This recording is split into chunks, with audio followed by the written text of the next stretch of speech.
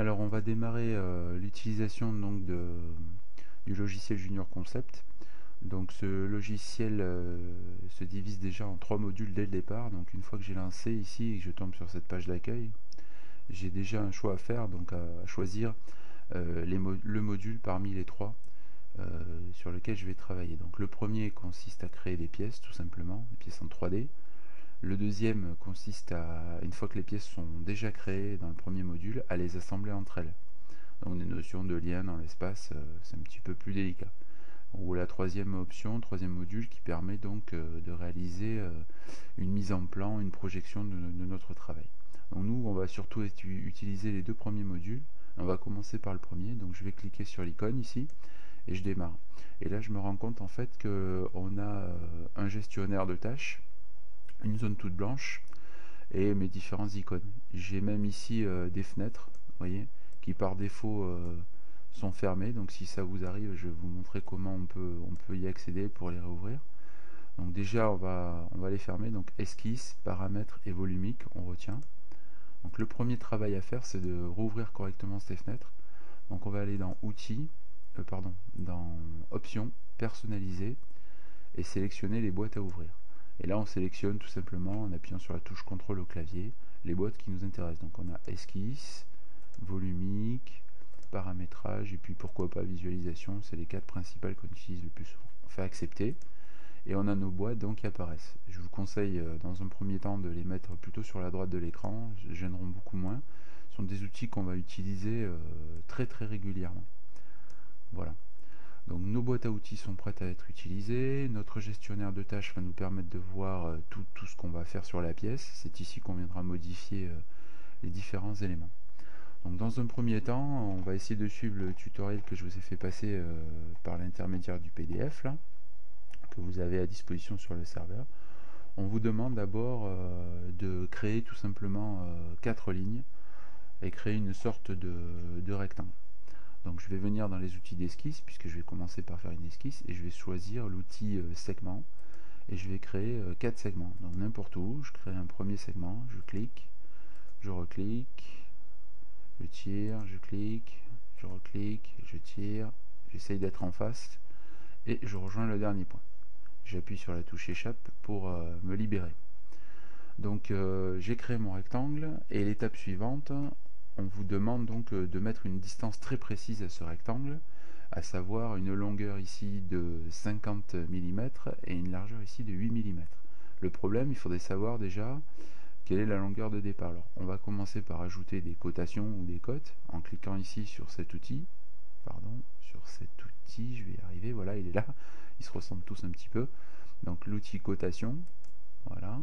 Je sélectionne un coin, je descends jusqu'en bas, j'ai un deuxième coin et je tire légèrement vers la droite ma souris et j'obtiens ma première cotation. Je fais pareil ici pour le deuxième point, pour la deuxième cotation, et je me rends compte que j'ai tracé par hasard un rectangle de 90 par 30.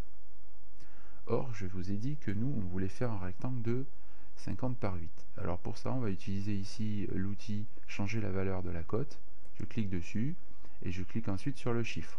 Il me propose de rentrer une nouvelle valeur, sans doute, je vais donc rentrer 50, et ici bien sûr je vais rentrer la valeur 8. Voilà, donc là je suis arrivé maintenant à la taille qui m'a été demandée. Il va nous rester à passer cette pièce en 3 dimensions, car pour l'instant on est simplement en 2 dimensions.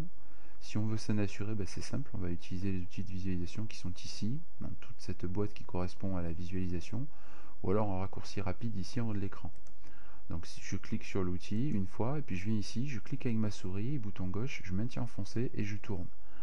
Et là je me rends compte en fait que j'ai vraiment quelque chose qui est à plat, donc j'ai une surface mais pas un volume, et donc à partir de là il va falloir que je fasse ce qu'il faut pour passer en volume.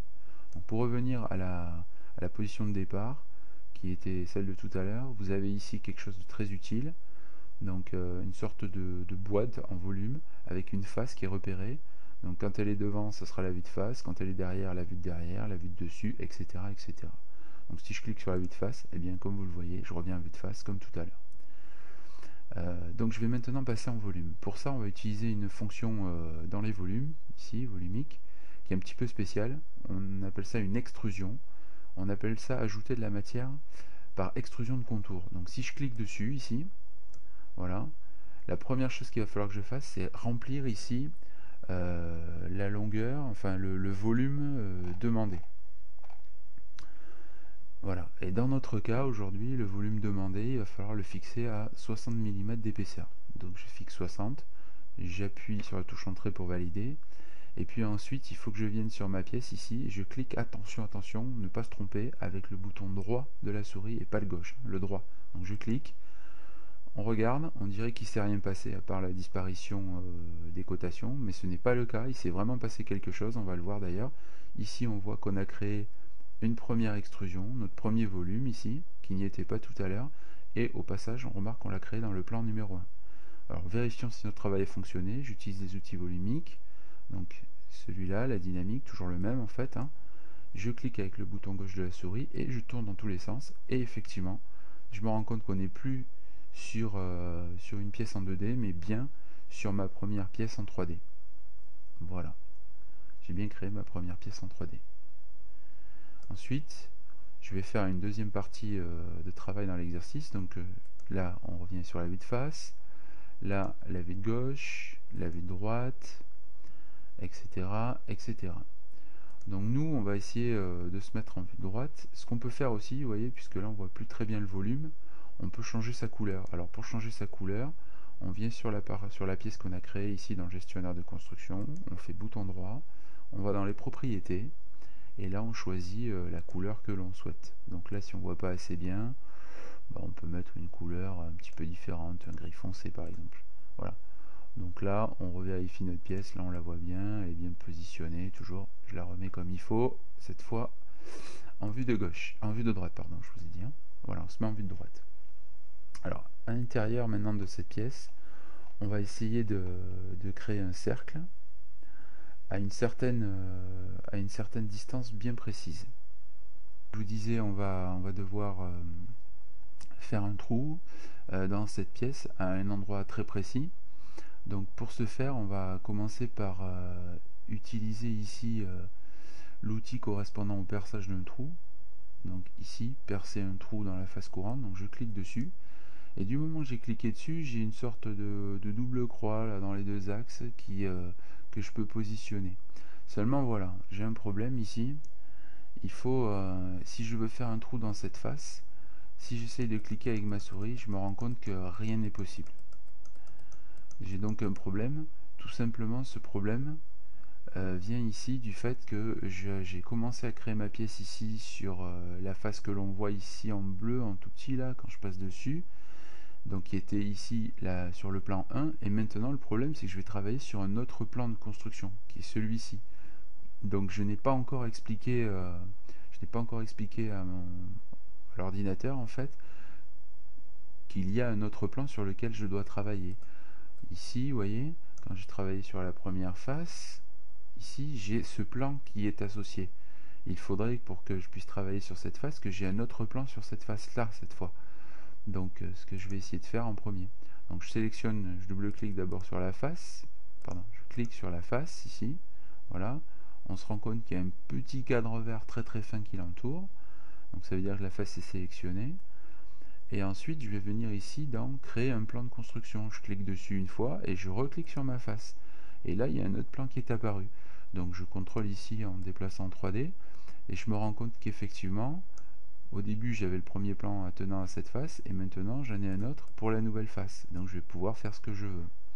À partir de là, je reviens sur le côté gauche, je reclique sur mon outil qui permet de faire un trou, et là, c'est plus tout à fait la même chose. J'ai la possibilité de mettre le trou où je veux. Sauf que, il faut regarder ici, tout en haut de l'écran, j'ai les coordonnées en X et en Y, ici, X et Y. Donc voilà, et chaque fois que je bouge ici, je me rends compte que les coordonnées en X et en Y bougent aussi. Sachant que le point 0 est ici, plus j'avance sur X, X augmente, plus j'avance sur Y, Y augmente. Aujourd'hui, dans l'exercice qui vous est demandé, on vous demande en fait de faire un trou à X égale 45 et Y égale 25. Donc je vais me placer à X égale 45 et Y égale 25. Donc, je cherche doucement, délicatement, il ne faut pas être pressé. Voilà. Une fois que c'est fait, je clique. Et une fois que j'ai cliqué, eh bien tout simplement j'ai créé mon trou. Je vérifie mon travail toujours en 3D pour voir ce qui se passe, et j'ai bien fait un trou dans la pièce. De même, comme tout à l'heure, si cette couleur ne vous plaît pas, je peux changer la couleur du trou, qui est apparu ici dans mon gestionnaire de tâches. Donc je fais bouton droit propriété, et je peux très bien changer la couleur du trou en mettant, je sais pas, par exemple une couleur jaune. Voilà, et je fais un repérage différent sur mes axes. Voilà. On peut cliquer directement aussi sur la projection isométrique pour avoir une vue en 3D définitive de son objet. Voilà, à vous d'essayer, à vous de jouer.